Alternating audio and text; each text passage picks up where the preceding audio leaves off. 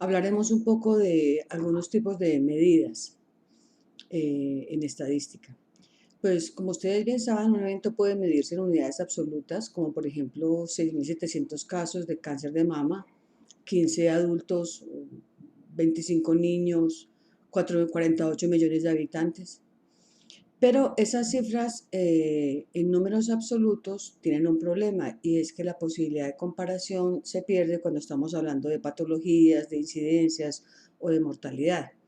Por eso lo frecuente es hacerlo relativo a algo, por ejemplo a 100.000. Entonces digamos yo dijera 48 casos de cáncer de mama por cada 100.000 mujeres y lo comparo con otro país donde hay 25 casos por cada 100.000 mujeres, estaría pues mostrando una gran diferencia relativa al tamaño, o sea, relativa a 100.000 mujeres, con lo cual el número de individuos en absoluto ya deja de importarme, porque me interesa que sea sensible el dato al tamaño de la población. Entonces, o sea, como quien dice, ajustarlo por el tamaño de la población para poderlos hacer comparables. Además de estos números absolutos, ustedes ya saben que se utilizan las proporciones, las razones, los porcentajes y las tasas. Aquí vamos a ver un poquito de repaso de este tema, por si no está claro, porque es importante que ustedes, además de que tengan estos términos claros, sepan pasar de proporción a razón y de razón a proporción. Entonces, una proporción es una medida en la cual el numerador, en este caso A, está contenido en el denominador. Número de niños de una población sobre el total de la población, por ejemplo, nos da 0,4, que sería la proporción. Si esa proporción la multiplicamos por 100, obtenemos entonces un porcentaje al multiplicarla por 100. Entonces, si teníamos 0,4, entonces sería el 40%.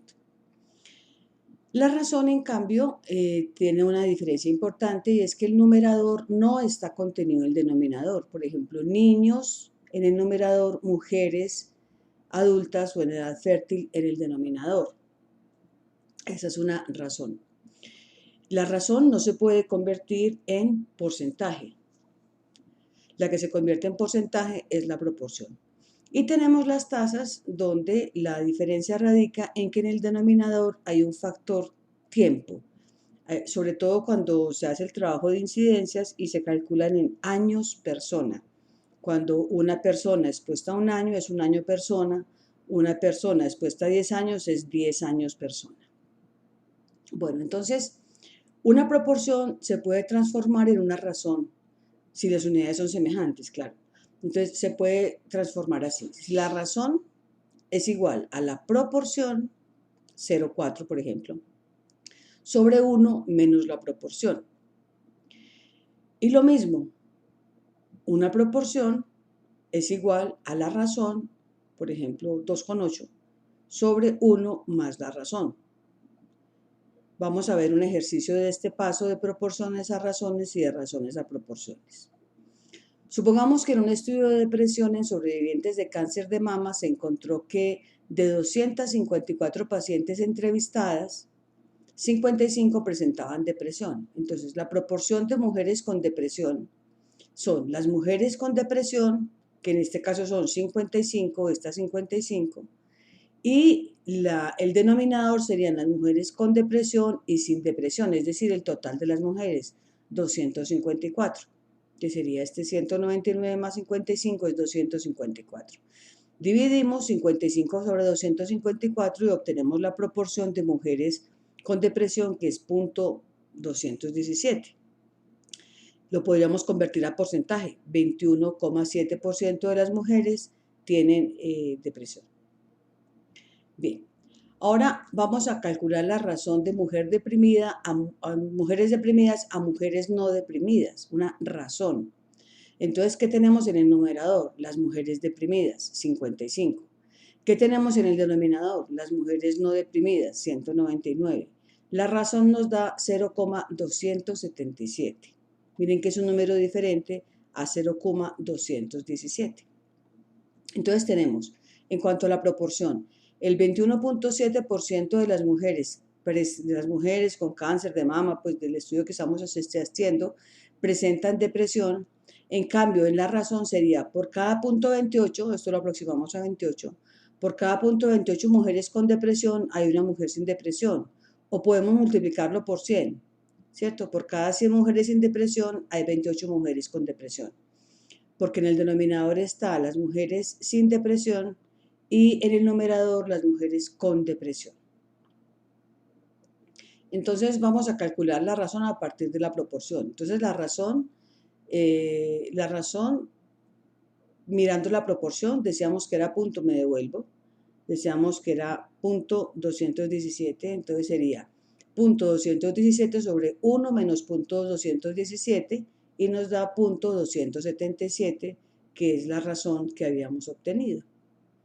Y si lo hacemos al contrario, la proporción partiendo de la razón, punto 277 sobre 1 más punto 277 nos da punto 217. Entonces, de esta manera, una razón se convierte en proporción o una proporción se convierte en razón. Con frecuencia se utilizan las proporciones y las razones para expresar el riesgo de que algo ocurra. Cuando se dice que alguien tiene un mayor riesgo de desarrollar cáncer, se está expresando que tiene una mayor probabilidad o chance, muchos utilizan la palabra chance de desarrollarlo.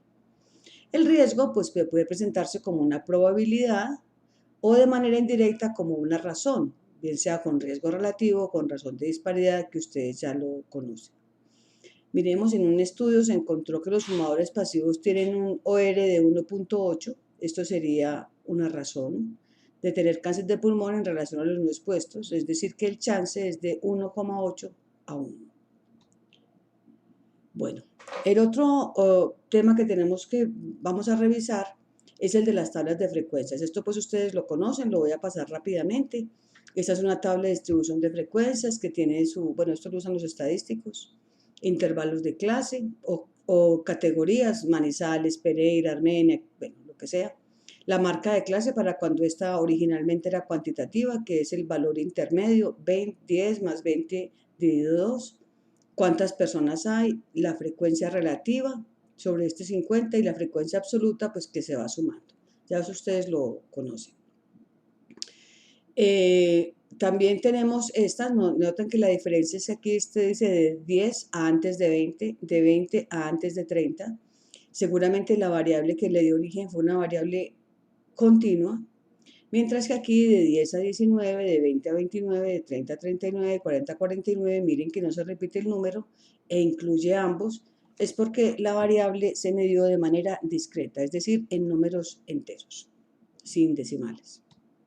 Lo demás es igual a lo que ustedes ya conocen. Cuando tenemos variables nominales dicotómicas, recordemos que la tabla, cuando se va a presentar en el artículo o en la presentación, en la sustentación del tema, lo que sea, debe tener el nombre de la variable, la frecuencia y el porcentaje.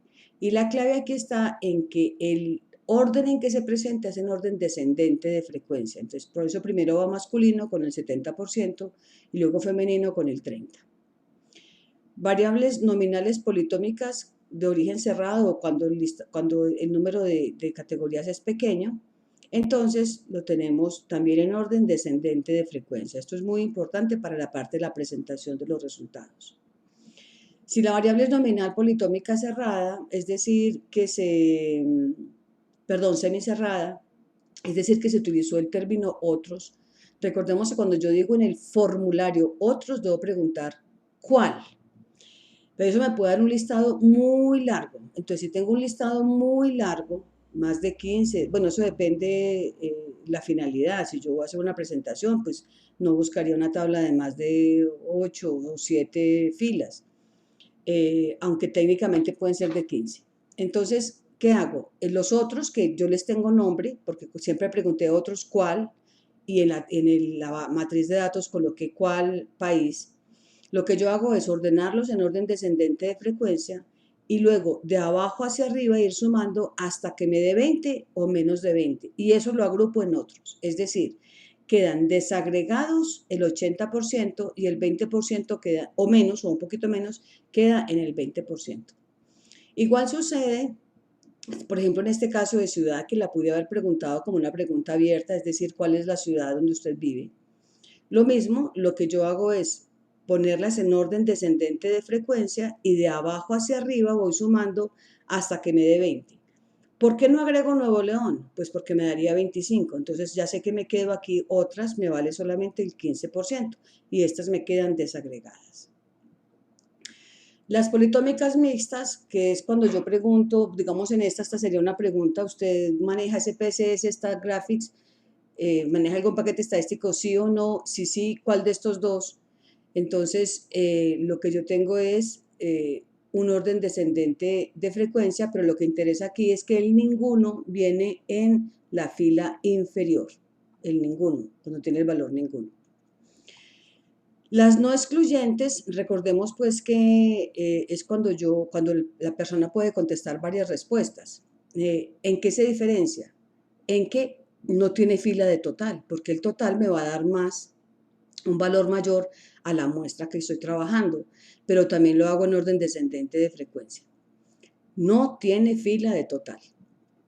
Si la variable es ordinal, aquí ya no importa la frecuencia, lo que importa es el orden propio de la variable. Por ejemplo, aquí está en grado de complejidad, pregrado, especialización, maestría, doctorado, es el orden propio de la variable sin importar esta frecuencia. Entonces, estos tips los tienen que tener en cuenta para hacer las diferentes tablas.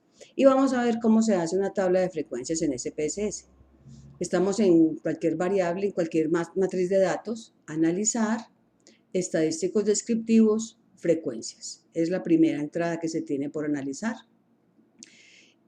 Nos aparece esta ventana, en la ventana vamos a entrar las variables que nos interese, seguramente vamos a entrar las variables cualitativas, las categóricas, nominales, politómicas y las ordinales, las entramos, las señalamos acá, las entramos con esta flechita y verificamos que esté puesto este chulito que dice mostrar tablas de frecuencias, porque por ahora solamente vamos a mirar tablas de frecuencias.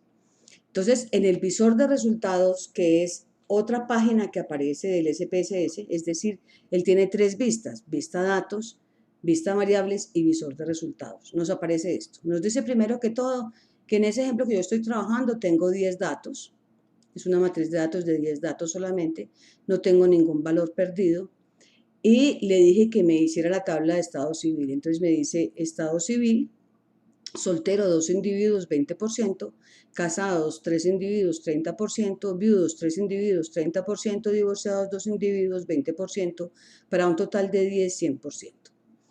Él siempre va a sacar porcentajes válidos que se usan cuando hay datos perdidos. Si hubiera un dato perdido lo veríamos por aquí abajo, entonces no usaríamos esta columna, sino esta columna, para no tener que colocarle porcentaje a los perdidos. Eso lo veremos más adelante.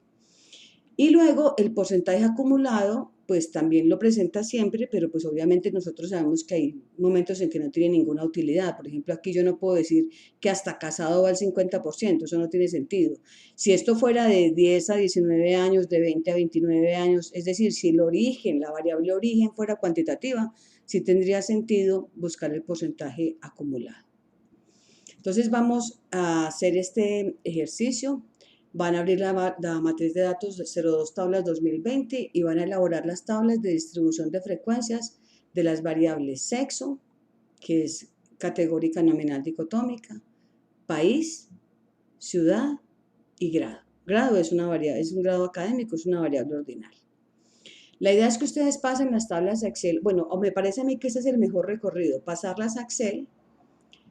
Y en Excel se diseñan más fácil las tablas que en Word. Entonces la idea es que ustedes las diseñen partiendo de estos ejemplos que les coloqué aquí, que ustedes la diseñen como si fueran a presentarlas, teniendo en cuenta pues si son categóricas, si es politómica, bueno, etc. Y esas tablitas luego la pasan a un documento Word y la suben al aula. O también ya después de que estén arregladas pueden dejar en el documento Excel y también subirlo pues al aula en Excel o en Word.